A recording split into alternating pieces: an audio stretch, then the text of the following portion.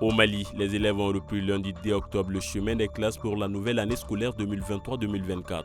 Selon l'UNICEF, la situation de crise que connaît le Mali ne permet pas à tous les enfants de jouir de leur droit fondamental d'accès à une éducation inclusive de qualité.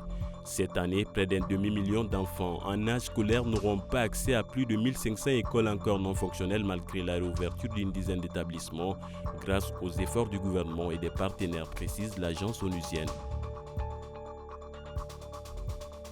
L'armée malienne a annoncé jeudi 5 octobre avoir brisé un rideau défensif des terroristes constitué de tranchées lors de sa progression au sud d'Anefis dans la région de Kidal.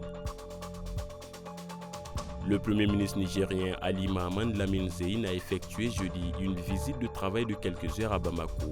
La délégation nigérienne a été reçue par le premier ministre Choguel Maïga et le président de la transition, le colonel Assimi Goïta.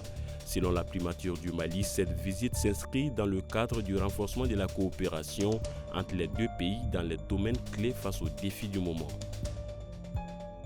Au Burkina Faso, le Conseil des ministres a adopté mercredi un projet de décret portant reconnaissance de la qualité des héros de la nation à feu capitaine Isidore Noël Thomas Sankara pour avoir marqué l'histoire et la marche du pays.